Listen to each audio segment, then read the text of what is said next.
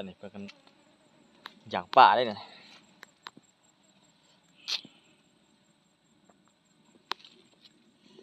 อย่างปลานินตายปลาถึงมองวันปลาถึงมองขึ้นนี่พี่น้องเลยต่อ EP 2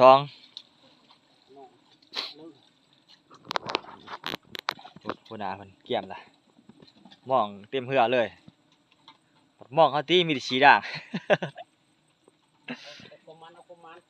เอาคุมานบ่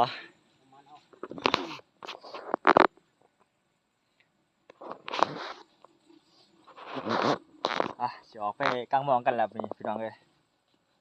เดี๋ยวตอนกลางตอน11สิบ่ได้ถ่ายให้พี่น้องเบิ่งดอกก็สิมีแต่ถ่ายตอนกูมองยามมองไปแหละพี่น้องเอ้ยไปพี่น้องไปกลางมองก่อน